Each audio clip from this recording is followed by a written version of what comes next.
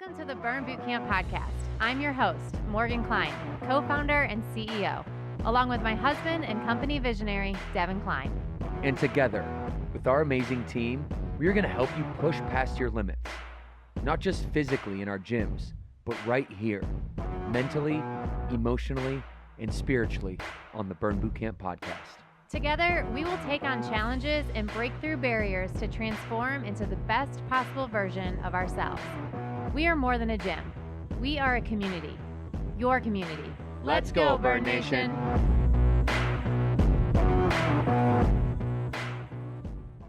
All right, Burn Nation, welcome back to another episode of the Burn Bootcamp podcast. You got DK and Trish in the building.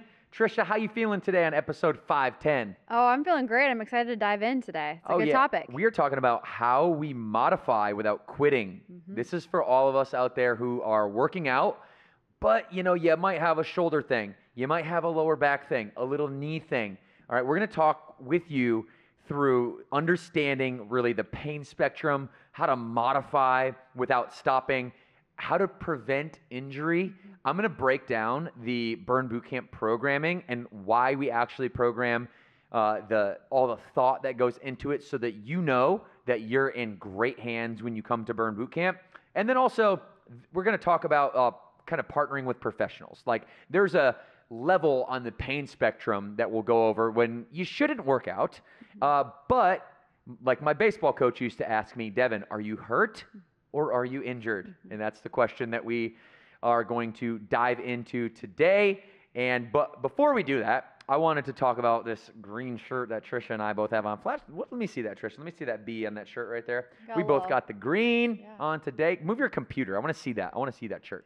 This is like your athleisure, like you go to the gym in your sports bra and your leggings, and then you can like throw on a quick jacket and you're ready for work. And you're just ready to go. And this one, you got a little orange accent on it. I really like the piping on this one. We have these on shop.burnbootcamp.com right now. And if you actually use the code, I'm going to tell them a code. Oh. It's an exclusive code. Okay. You ready for it? BurnPod. BURNPOD.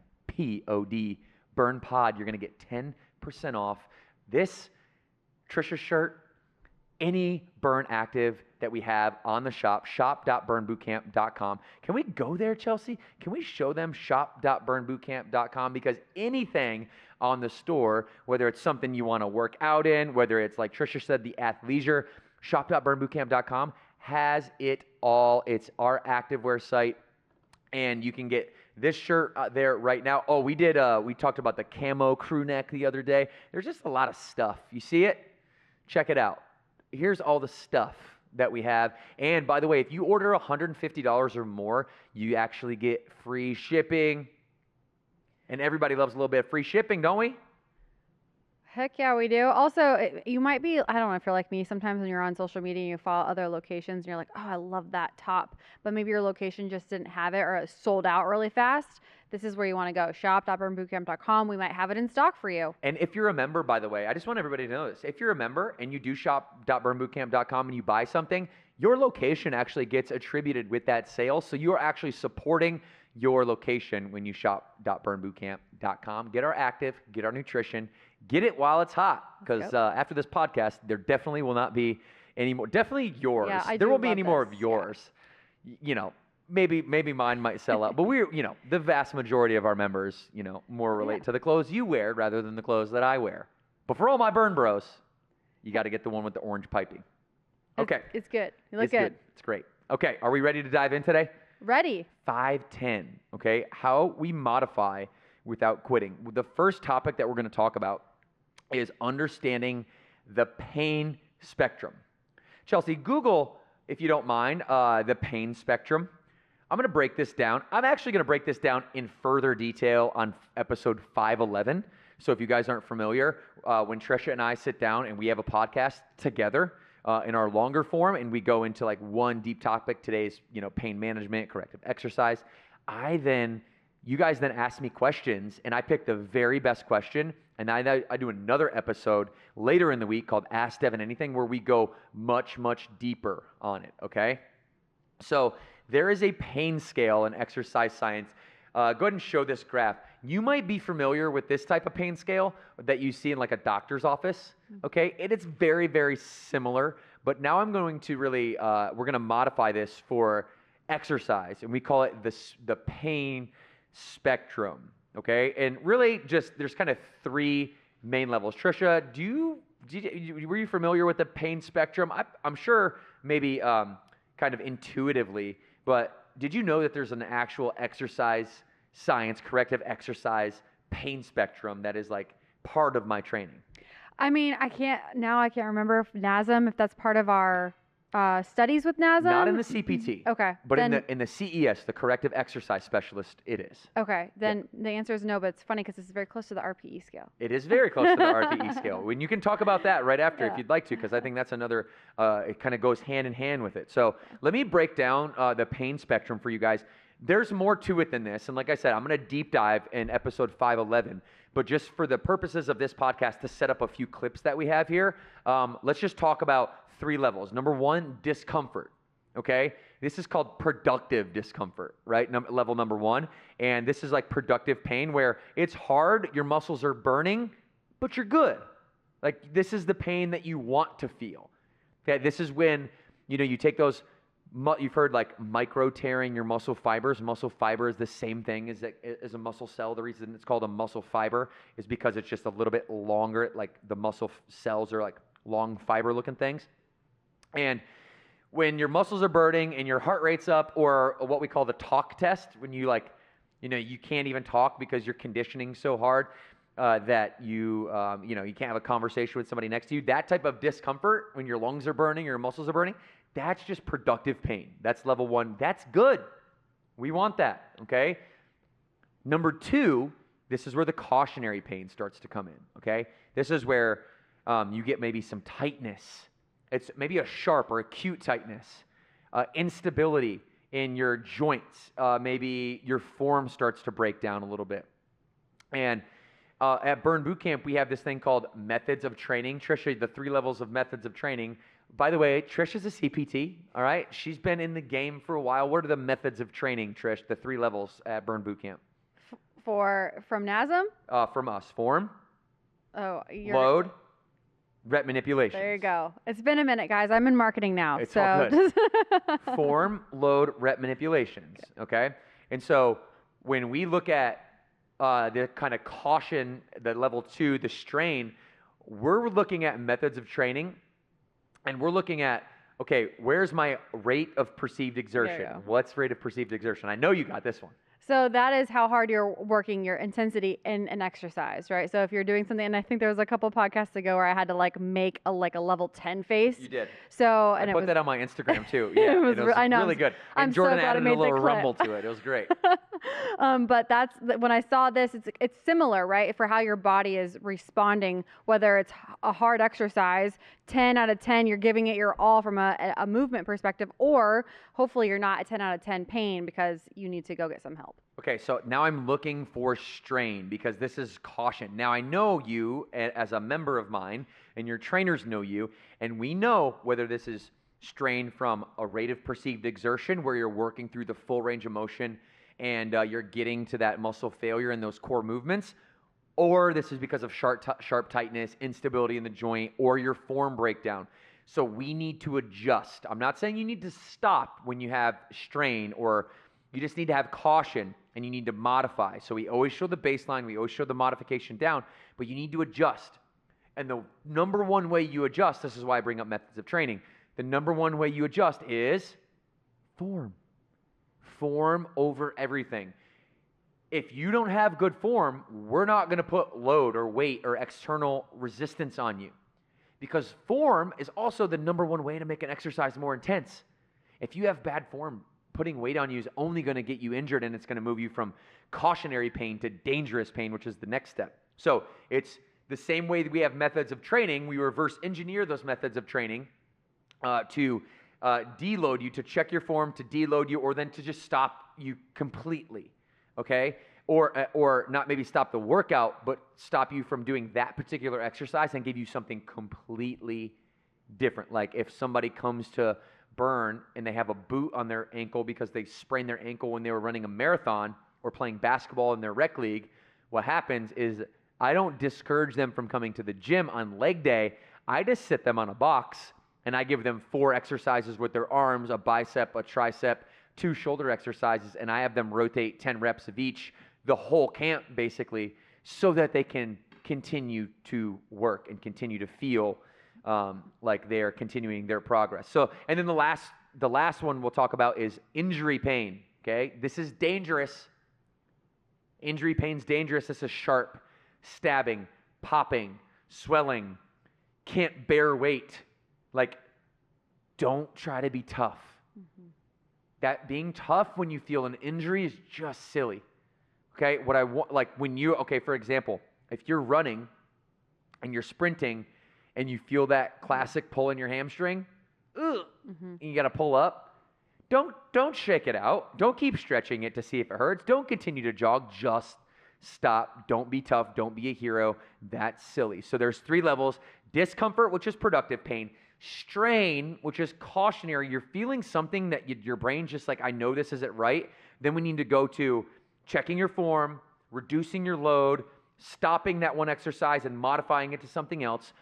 And then you have injury pain, which is dangerous, which we don't need to be tough. Being tough is silly in this regard. Trisha, anything to add to that before we go to some clips? I just think the middle category is a lot of what we're going to get into in this on this podcast episode is distinguishing the difference between being really, really, really, really sore and actually having pain in a muscle or tendon or whatever it might be. So I'm really excited. I'm going to ask Devin some questions in some of these different categories from a member perspective, just from what I've experienced as well, because I know especially, well, I don't actually even care how long you've been a member, because we all experience extreme soreness. From day one, I'm now 10 years in and I still get super, super sore. So we're going to help you kind of guide through what you should and shouldn't do. Okay, and I'd be happy to dive into those questions. Let's hear from Dr. Kelly Starrett, and he discusses how pain is more of a metric and it doesn't always mean injury. So just a little bit to reinforce what we're talking about here. Roll clip.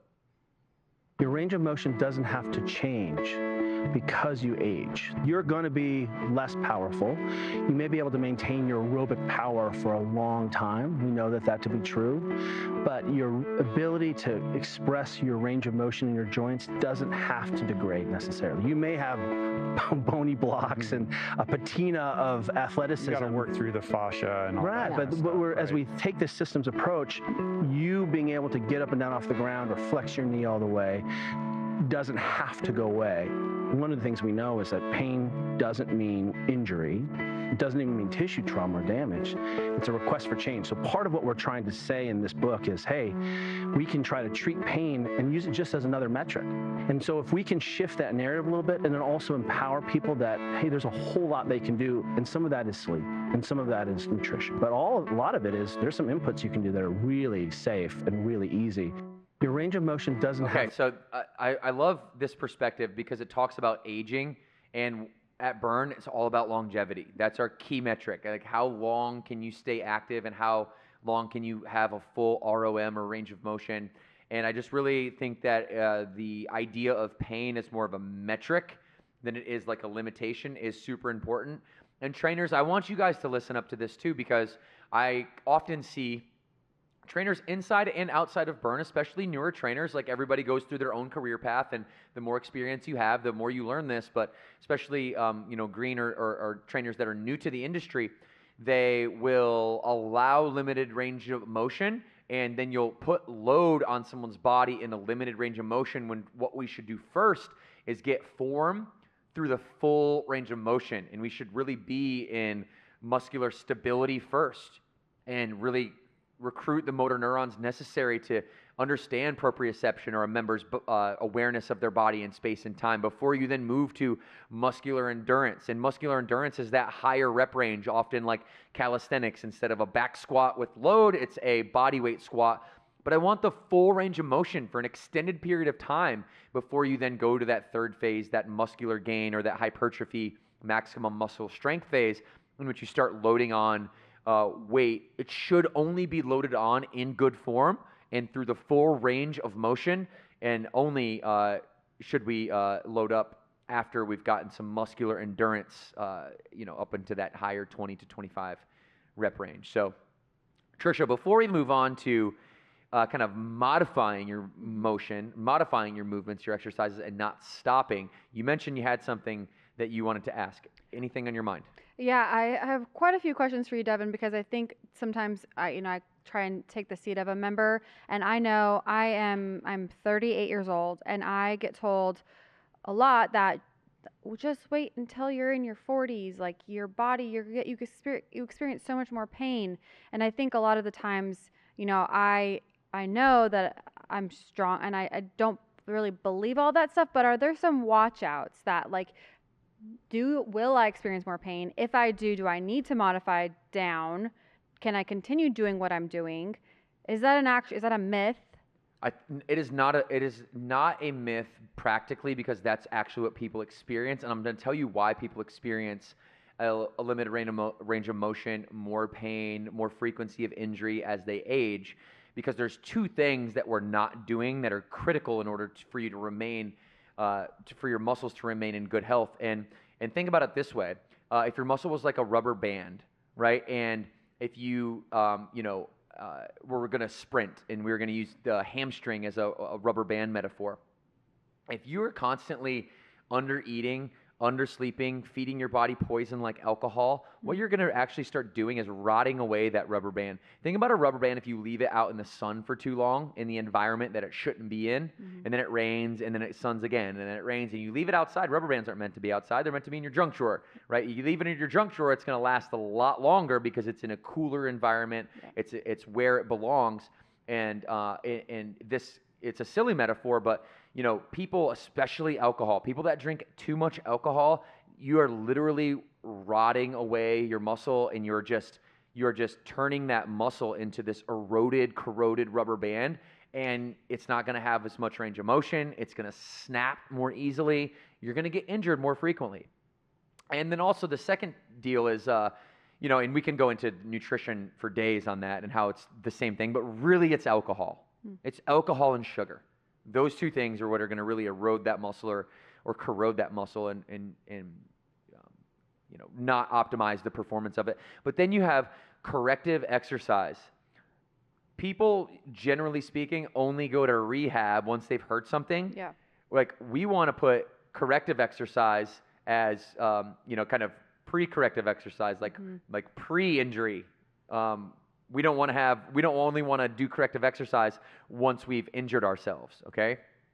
And so we'll talk about this more as we go through the podcast, but 10 minutes before camp, right, 10 minutes before your workout, where you take your trouble area and you go through just a handful of exercises on it that are going to recruit those more stabilizer muscles that aren't the dominator muscles. They're not the hamstrings, they're not the quads, but like the glute medius. You know how many of us have especially moms, who hold their baby on their hip and they kick their hip out to one side, and they have this asymmetrical tilt in their hips because one glute med is tight and the other glute med is super loose? Well, this is what I'm talking about. The exercise called clamshell. You know that one? Right? Where we lay on our side and we open. Yeah. That's a glute medius exercise. You're actually isolating that glute medius and you're working that stabilizer muscle. These little corrective exercises, I do wall angels all the time, where I put my arms back on the wall and I'm up and down, it's a real scapular retraction exercise where I'm trying to get my scap to go to that full range of motion. These exercises, corrective exercises, should be done when we're not injured. And so those are the two reasons why people get older, and and time compounds, and bad choices compound. Now, here's the great thing.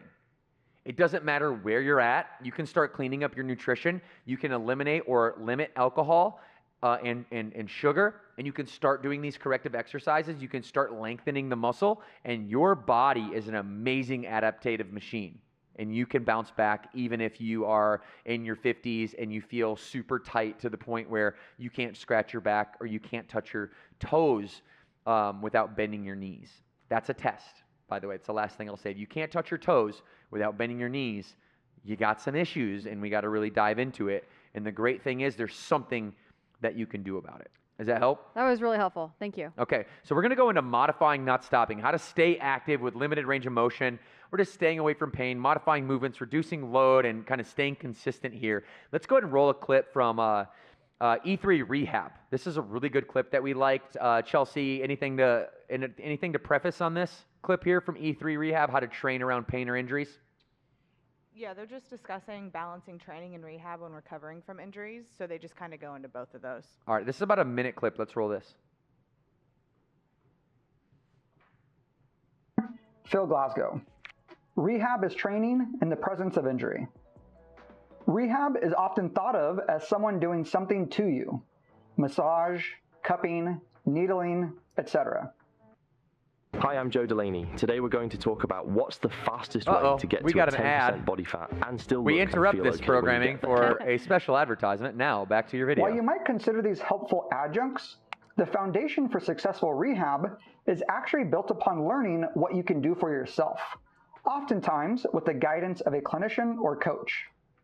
Rehab and training should be represented along the same continuum. If your training looks significantly different from your rehab, or your rehab looks significantly different from your training, you may want to reevaluate your approach to one or both. Therefore, the purpose of these exercise modifications are not to provide cheap gimmicks, quick fixes, or corrective exercises. Instead, they are intended to help you find an appropriate entry point to training while reducing the risk of pain progressing into something more debilitating or long-lasting. Okay, so that's good. And what I want you guys to pick up on there is that the rehab, if it's much different from the training, then we're probably not doing corrective exercise the right way. I am NASM certified as a corrective exercise specialist, and there's really three key principles that we talk about in the NASM world that I wanted to bring to us today. And we're talking about really the overarching theme here is modify, don't stop. Mm-hmm. Modify, don't stop. Why? A critical principle that we focus on is movement is medicine, and inactivity reinforces dysfunction, right? Have you ever, and I feel this all the time, if I don't move something that bothers me in a pain-free way, it bothers me more. Yep. It gets worse. Have you felt that, Trisha? 100%. Okay, so then number two is we're going to talk about don't avoid things, don't avoid movement, adapt to it. We're going to talk about how to do that. And then I'm going to tell you a little bit of, go deeper into a couple stories that we have. So, movement is medicine. Like exercise over everything. Exercise over nutrition, exercise, and all the science will tell us this too. Exercise over nutrition, exercise over sleep, all three are important, right? Those are the big three if you want to be a healthy and happy person, right? And we all know that there's very few things that actually really matter in our lives, and health has to be number one because it gives energy to everything else. Your relationships, your business, all the things that you actually care about without your health mean nothing. Nobody wants to be the billionaire on the deathbed. So movement is medicine, all right? Inactivity reinforces dysfunction. That's number one. And I want us to remember that we're always going to adapt to movement. We're not going to avoid movements, okay? So I say this all the time in camp, and maybe you can share a story of if anything triggers you in which maybe Beasley or somebody at our noon camps, I know we're constantly getting after it together, when she says, hey, modify the exercise, not the intensity. I got a story I'll share, and then maybe one will come to your mind. So, and Burn On Demand, this was, I don't know, last week or so. I'm training Burn On Demand.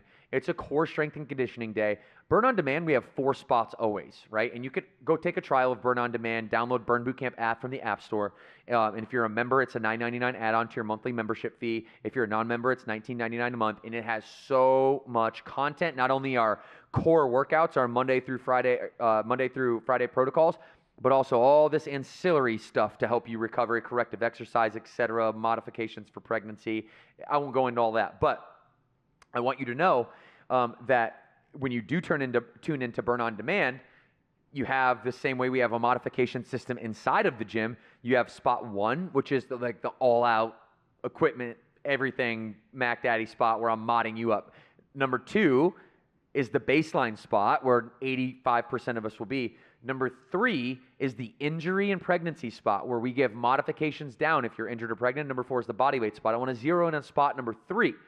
Okay, spot number 3, the other day when we were doing core strength and conditioning, instead of, somebody had a hip issue, a lower back issue, they were pregnant, whatever reason. I just modify, not the intensity, I just modify the movement. So instead of doing corkscrews, where you lay on your back and you drive your hips to the ceiling while you transversely rotate your hips, instead of doing that, I had our spot 3, Erin, I just had her sit on a box, hold her legs straight out, and literally just hold it.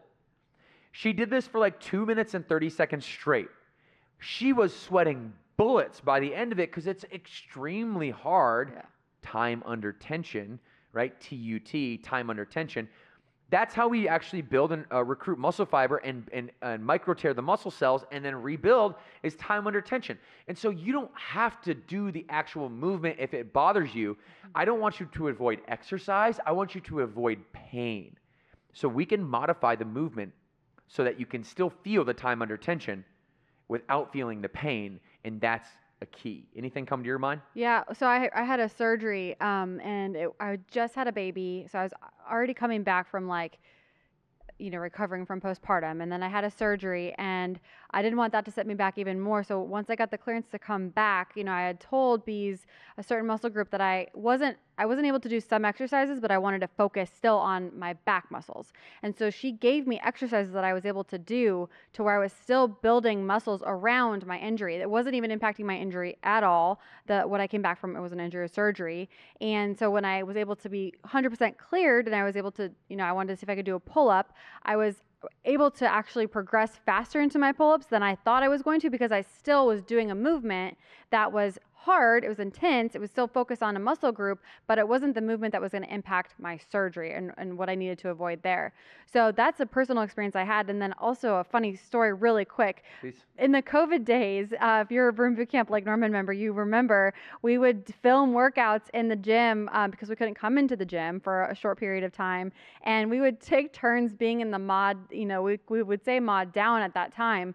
And I remember one time I was in that spot and I was sweating buckets, because it's not about the exercise. You're still putting in the intensity of the workout. So now I don't want people to ever feel ashamed if they need to mod down. We don't even like to really say mod down because it seems negative, but it's not. It's what you have to do for your body, and you have to listen to your body, but you can still get one heck of a workout even if you're not doing the baseline exercise. It's what's baseline for you. It's all relative at that point.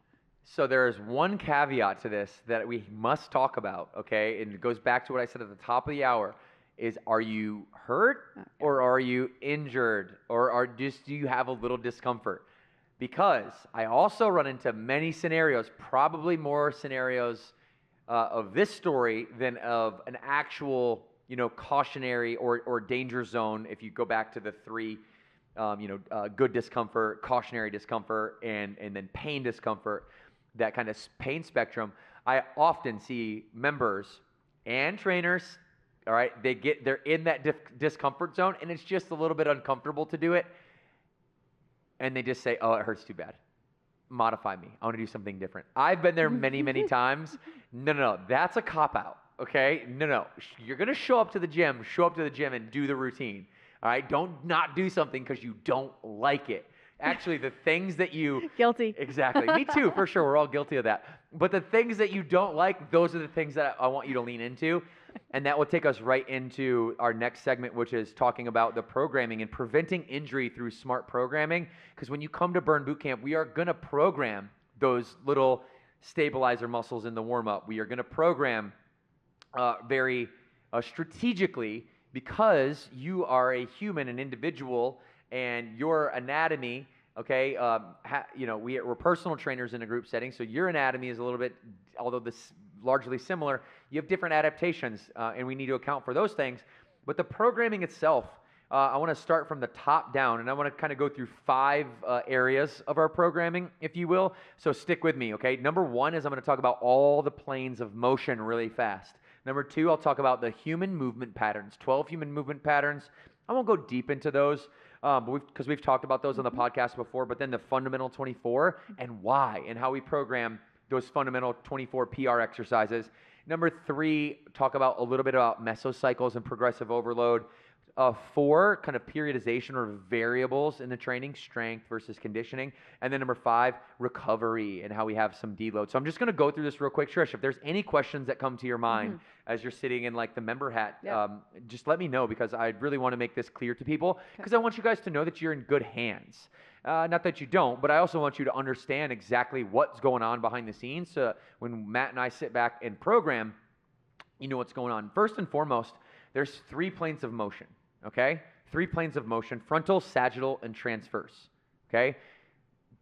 You don't need to know those terms, but basically you need to know frontal is side to side. So we're going to go side to side. That's like a Heisman, okay? You have sagittal, which is front to back. That's like a forward lunge or a reverse lunge.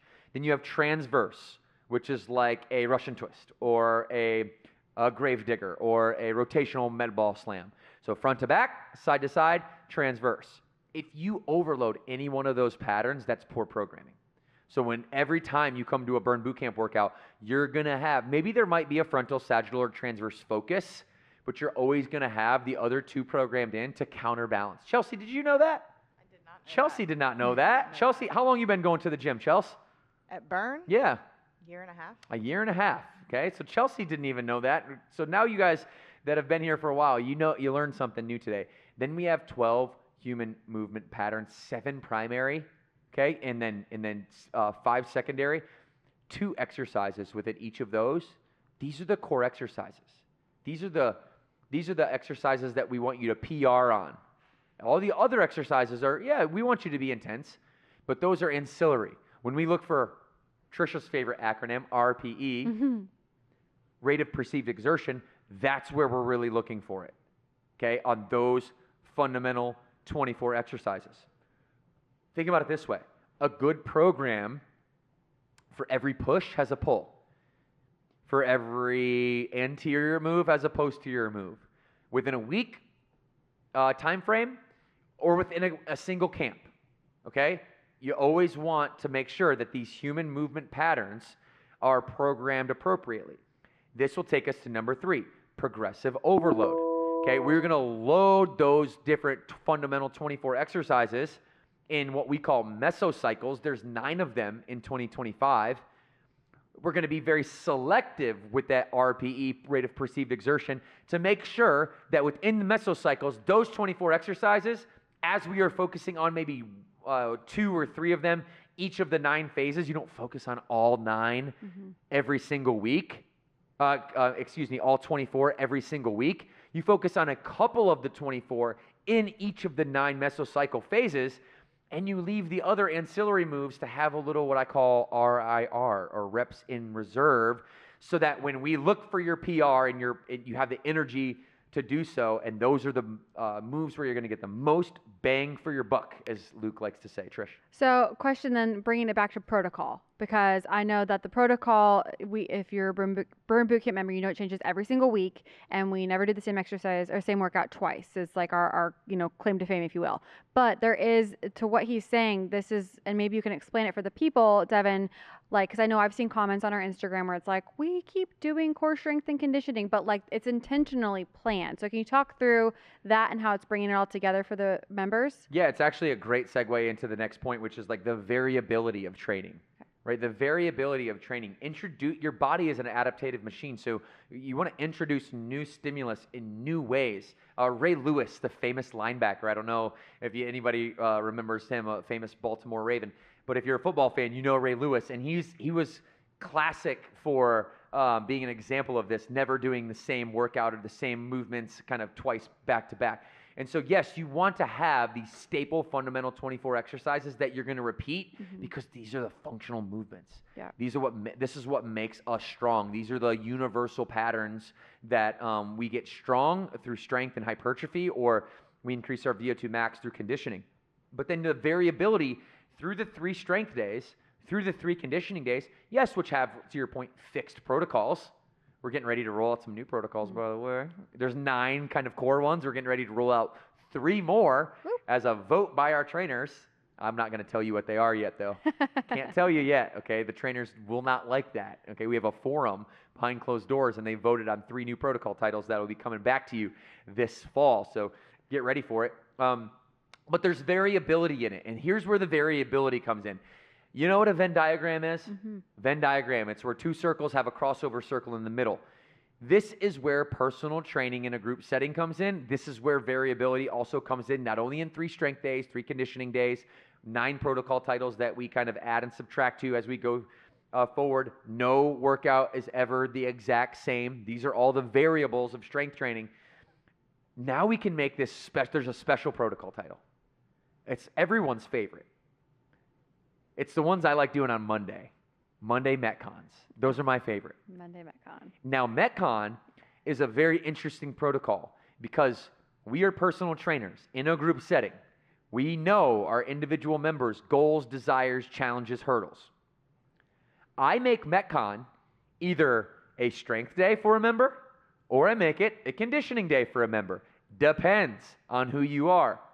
Trisha, if it's you, he makes it a strength day. I'm making it a strength day. Why though? Why would I make it? I have goals. You have goals, and what are your goals?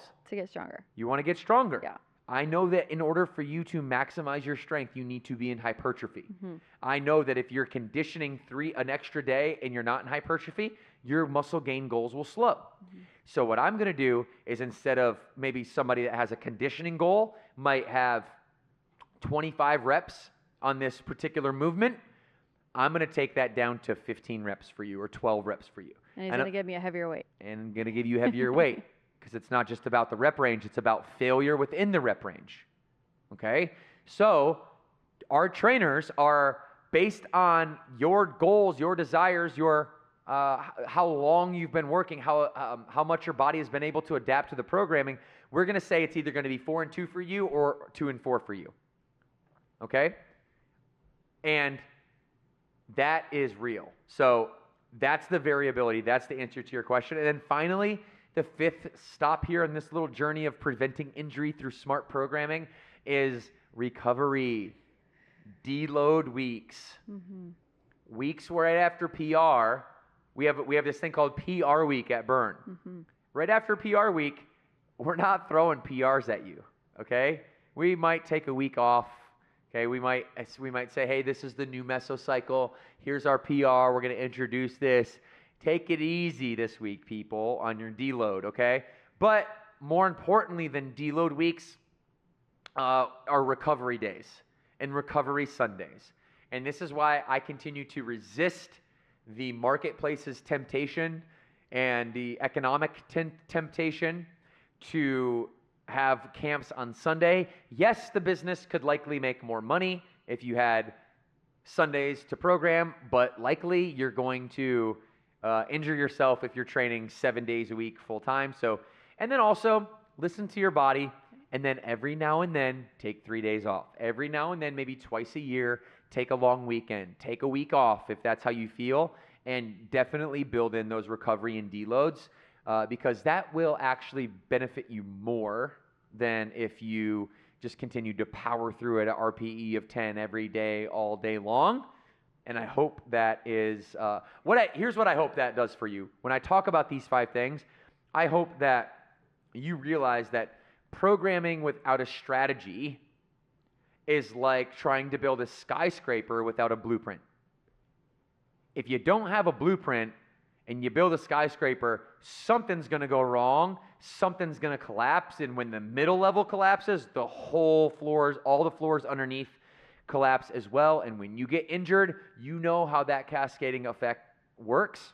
So the programming at Burn is innovative, it's one of a kind. We've invented this group training, group periodization, or personal training in a group setting, and I take a lot of pride in it because it's very thoughtful, and we've spent 13 years building this, and we're bringing you the latest and the greatest. Yeah, and then if you just want some more recovery tips, that's also why part of why BOD, Burn on Demand, was born. We have a section on there for recovery. So if you need a little bit more, you just don't know exactly what to do, download our app. You should already have it if you remember, because that's how you check into camp. But the middle button, click on that. We have a 7-day free trial. You can check out all of the different categories we have, and you can do yoga on there, which we call motion, or recovery, a lot of recovery content. Yeah, longevity, strengthening, and lengthening, people. Good point, Trisha. Okay, guys, so we're going to round this out with a quick segment here. We're going to ask the question, why should I should I partner with a PT or an athletic trainer? And the practical answer is those things are very expensive. Now, I have an AT, an athletic trainer, that works with me full-time, 1 time a week for an hour. I am a corrective exercise specialist, but I also am a full-time entrepreneur, and I like to learn from my athletic trainer, both from a knowledge standpoint that I can bring to you, but also just having somebody there to guide me, largely for accountability and largely to just monitor my progress. Listen, I can afford it, okay? It's expensive. It's not cheap. You don't have to partner with a physical therapist or an athletic trainer.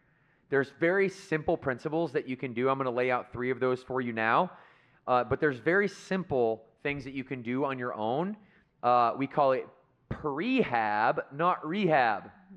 So it's pre-rehabilitation, not post-rehabilitation. It's back to the beginning, kind of, the top half of this is we talked about show up to camp and do prehab work. I'm going to explain to you what some of that prehab work looks like. There's 3 pieces of it. Activation before domination. So activate those small little stabilizer muscles like we talked about before you go dominate a workout. A lot of this is built into the dynamic warm-up, by the way, at Burn Boot Camp. Number 2 is mobility before load. Okay, full range of motion with your body weight before you start loading it on. And then my favorite is controlled eccentric motions. And I'm going to talk a little bit about each one of these. But corrective exercise is kind of one thing, but preventative exercise is another thing. So prehab is far more important than rehab.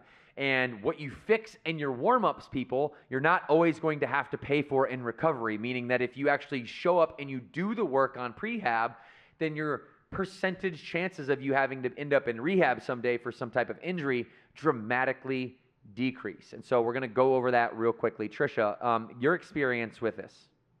So I feel like when we talked about prehab in a previous episode, I learned a lot because a lot of the exercises that we do when you're talking about prehab are also programmed strategically in camp. So I have to give a lot of credit to what we just got done talking about, and this is very honest of me because I've never actually gotten injured in camp. And I do feel like I push myself pretty hard. Yeah. And to be honest, I'm not the best at stretching afterwards. I need to get better. It's on my list of things that I need to do, but I do the warm up and I get my cool down stretch in when we're hearing all the promo stuff. But beyond that, I'm busy too. So I will say the way that we're programming, the way that Devin and Matt are programming, it does help because they do include that prehab in the workout. So, knock on wood, I don't want to get injured, but so far, so good for me on that aspect. We're going to get you to stretch a little bit more, but I also want to say, and the way you said that, I don't really stretch per I know se. I should. Well, I will say that also stretching is largely overrated when it comes to static stretching. Deep static stretching, like deep yoga, is a different ball game. Yeah. But when it comes to the kind of classic hold it for 10 to 30 seconds stretching, it makes you feel better in the moment. But from a corrective exercise or a prehab perspective, it's kind of like a Band-Aid over a bullet hole. Like if you have something that really bothers you, people stretch it to feel good. Yeah. But really the body likely has some type of global imbalance, or so you call it like the oblique syndrome or cross-regional syndrome, where if my left knee bothers me, it's probably something to do with my right hip flexor, right? So stretching my calf on my left side to help alleviate some short-term strain on my knee so that it feels better for the moment is what I mean by Band-Aid over bullet hole, when in reality what you need to do is do some controlled eccentric loading on your right hip flexor, okay? And so I'm just going to go into those 3 things really quickly: activation before domination, mobility before load, and controlled eccentric. So number 1, activation before domination. I'll give you my routine. This is just about small muscle activation, okay? I was a pitcher, so my front side would fly open, and it did 75,000 more times than I ever did on my other side. And I was not good when I was a player about kind of the imbalance that I was creating and rehabbing or prehabbing, if you will, both sides. So I do 2 exercises. I do glute med activation or clamshells. I do 3 sets of 10 on both sides about 3 times a week, especially before athletic conditioning days, Metcon days, leg days. And then I do deep TVA or transverse abdominis activation through stomach vacuums. You ever seen a stomach vacuum? Yes, I have. Where you pull in your rib cage, you draw your belly button into your spine, you blow all your air out, and you suck your stomach in, so that's like this vacuum. And I do that for 3 30-second holds 3 times a week. So, and then I explained a little bit earlier about the wall angels that I'll do sometimes before an upper body day. So those 3 exercises are my prehab. And you can catch me on the floor at Lake Norman doing that, plus a little bit of myofascia release with a foam roller just to get my body primed and prepared to go.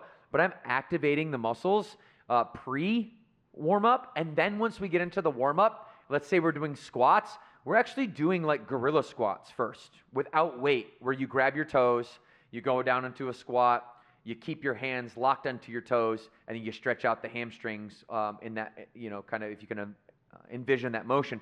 So we are in the dynamic warm-up doing the mimicking movements that we're going to then program in the meat of camp or in our workout. Number 2 is mobility before load. Okay, this is where the myofascial release part of my prehab before camp comes in. But these body weight movements, this is what we're doing in the dynamic warm-up. We're creating mobility. Okay, people, don't rush through your dynamic warm-up. Your dynamic warm-up is not part of your workout. It's called the dynamic warm-up. Literally, if you look at our trainer portal, there's 3 sections: dynamic warm-up, the workout, and the finisher. Okay? The dynamic warm-up is priming your body to prehab you so that you don't get injured before we actually go into the domination part of the workout, where everybody wants to lift heavy PRs and have a rated perceived exertion at a 10 out of 10. So take your time. I see people oftentimes rushing through like thoracic spine movements. When we're on all fours and we reach up to the sky and we reach under, like reach throughs. Don't rush through those things. Take your time. And then 3, controlled eccentric. You want to talk about motor neuron control. You want to talk about really doing some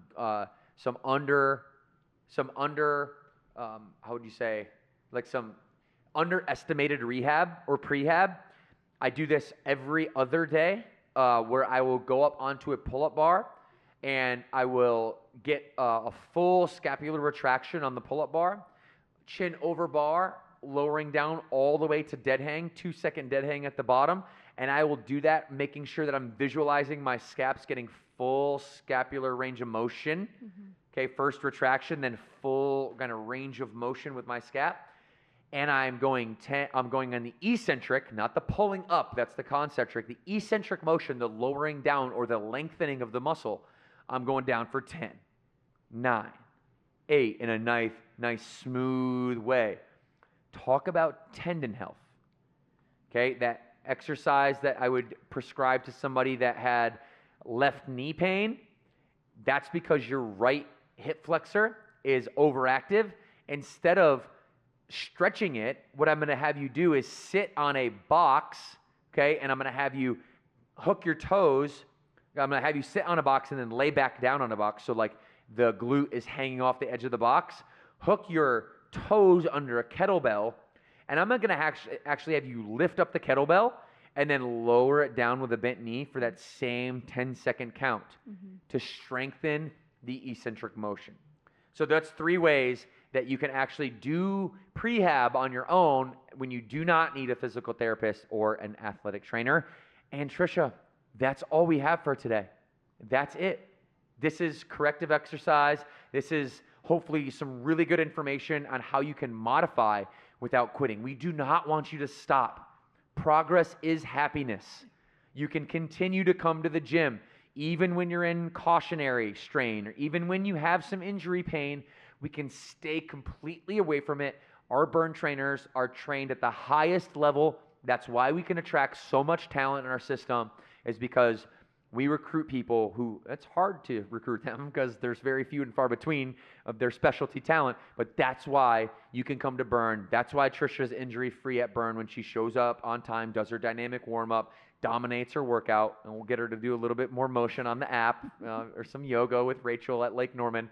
But this is modifying without quitting.